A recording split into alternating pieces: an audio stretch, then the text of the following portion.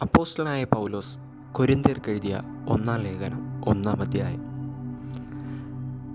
ദൈവ ഇഷ്ടത്താൽ യേശുക്രിസ്തുവിൻ്റെ അപ്പോസ്തലനായി വിളിക്കപ്പെട്ട പൗലോസും സഹോദരനായ സോസ്തനേസും കൊരിന്തിലുള്ള ദൈവസഭയ്ക്ക്, ക്രിസ്തു യേശുവിൽ വിശുദ്ധീകരിക്കപ്പെട്ടവരും അവിടെയും ഇവിടെയും എവിടെയും നമ്മുടെ കർത്താവായ യേശുക്രിസ്തുവിൻ്റെ നാമത്തെ വിളിച്ചപേക്ഷിക്കുന്ന ഏവരോടും കൂടെ വിളിക്കപ്പെട്ട വിശുദ്ധന്മാരുമായവർക്ക് തന്നെ എഴുതുന്നത്: നമ്മുടെ പിതാവായ ദൈവത്തിങ്കൽ നിന്നും കർത്താവായ യേശുക്രിസ്തുവിങ്കിൽ നിന്നും നിങ്ങൾക്ക് കൃപയും സമാധാനവും ഉണ്ടാകട്ടെ.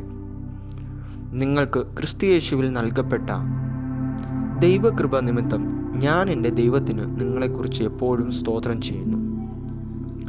ക്രിസ്തുവിൻ്റെ സാക്ഷ്യം നിങ്ങളിൽ ഉറപ്പായിരിക്കുന്നത് പോലെ അവനിൽ നിങ്ങൾ സകലത്തിലും, വിശേഷാൽ സകല വചനത്തിലും സകല പരിജ്ഞാനത്തിലും സമ്പന്നരായി തീർന്നു. ഇങ്ങനെ നിങ്ങൾ ഒരു കൃപാവരത്തിലും കുറവില്ലാത്തവരായി നമ്മുടെ കർത്താവായ യേശുക്രിസ്തുവിൻ്റെ പ്രത്യക്ഷത കാത്തിരിക്കുന്നു. നമ്മുടെ കർത്താവായ യേശുക്രിസ്തുവിൻ്റെ നാളിൽ കുറ്റമില്ലാത്തവരായിരിക്കേണ്ടതിന് അവൻ നിങ്ങളെ അവസാനത്തോളം ഉറപ്പിക്കും. തൻ്റെ പുത്രനും നമ്മുടെ കർത്താവായ യേശുക്രിസ്തുവിൻ്റെ കൂട്ടായ്മയിലേക്ക് നിങ്ങളെ വിളിച്ചിരിക്കുന്ന ദൈവം വിശ്വസ്തൻ. സഹോദരന്മാരെ, നിങ്ങളെല്ലാവരും ഒന്ന് തന്നെ സംസാരിക്കുകയും നിങ്ങളുടെ ഇടയിൽ ഭിന്നത ഭവിക്കാതെ ഏക മനസ്സിലും ഏക അഭിപ്രായത്തിലും യോജിച്ചിരിക്കുകയും വേണം എന്ന് ഞാൻ നിങ്ങളെ നമ്മുടെ കർത്താവായ യേശുക്രിസ്തുവിൻ്റെ നാമം ചൊല്ലി പ്രബോധിപ്പിക്കുന്നു. സഹോദരന്മാരെ, നിങ്ങളുടെ ഇടയിൽ പിണക്കം ഉണ്ടെന്നും ക്ലോവയുടെ ആളുകളാൽ എനിക്ക് അറിവ് കിട്ടിയിരിക്കുന്നു. നിങ്ങളിൽ ഓരോരുത്തൻ ഞാൻ പൗലോസിൻ്റെ പക്ഷക്കാരൻ, ഞാൻ അപ്പല്ലോസിൻ്റെ പക്ഷക്കാരൻ, ഞാൻ കേഫാവിൻ്റെ പക്ഷക്കാരൻ, ഞാൻ ക്രിസ്തുവിൻ്റെ പക്ഷക്കാരൻ എന്നിങ്ങനെ പറയുന്നുവോ? ക്രിസ്തു വിഭാഗിക്കപ്പെട്ടിരിക്കുന്നുവോ? പൗലോസ് നിങ്ങൾക്ക് വേണ്ടി ക്രൂശിക്കപ്പെട്ടുവോ? അല്ല, പൗലോസിൻ്റെ നാമത്തിൽ നിങ്ങൾ സ്നാനമേറ്റുവോ? എന്നാൽ എൻ്റെ നാമത്തിൽ ഞാൻ സ്നാനം കഴിപ്പിച്ചു എന്ന് ആരും പറയാതെ വണ്ണം ക്രിസ്പോസിനെയും ഗായോസിനെയും ഒഴികെ നിങ്ങളിൽ ആരെയും ഞാൻ സ്നാനം കഴിപ്പിക്കായികയാൽ ഞാൻ ദൈവത്തിന് സ്തോത്രം ചെയ്യുന്നു.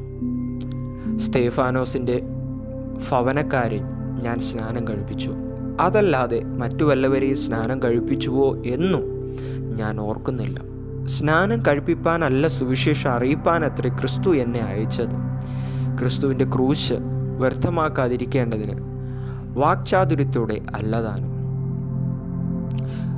ക്രൂശിൻ്റെ വചനം നശിച്ചു പോകുന്നവർക്കോ ഭോഷത്വവും, രക്ഷിക്കപ്പെടുന്ന നമുക്കോ ദൈവശക്തിയുമാകുന്നു. ജ്ഞാനികളുടെ ജ്ഞാനം ഞാൻ നശിപ്പിക്കുകയും ബുദ്ധിമാന്മാരുടെ ബുദ്ധി ദുർബലമാക്കുകയും ചെയ്യും എന്ന് എഴുതിയിരിക്കുന്നുവല്ലോ. ജ്ഞാനി എവിടെ? ശാസ്ത്രി എവിടെ? ഈ ലോകത്തിലെ താർക്കികൻ എവിടെ? ലോകത്തിൻ്റെ ജ്ഞാനം ദൈവം ഭോഷത്വമാക്കിയില്ലല്ലോ.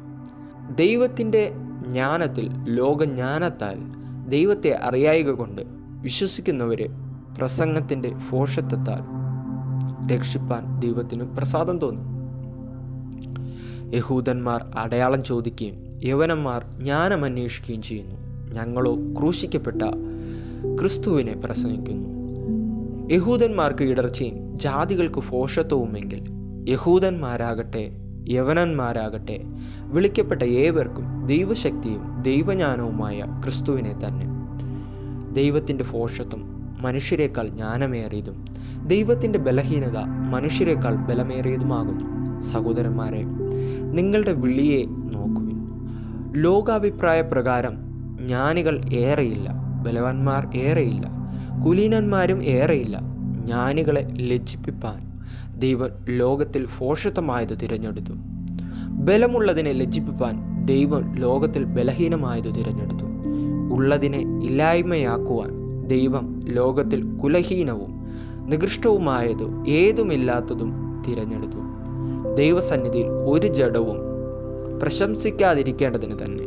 നിങ്ങളോ അവനാൽ ക്രിസ്തു യേശുവിൽ ഇരിക്കുന്നു. അവൻ നമുക്ക് ദൈവത്തിങ്കൽ നിന്നും ജ്ഞാനവും നീതിയും ശുദ്ധീകരണവും വീണ്ടെടുപ്പുമായി തീർന്നു. പ്രശംസിക്കുന്നവൻ കർത്താവിൽ പ്രശംസിക്കട്ടെ എന്ന് എഴുതിയിരിക്കുന്നത് പോലെ ആകേണ്ടതിന് തന്നെ.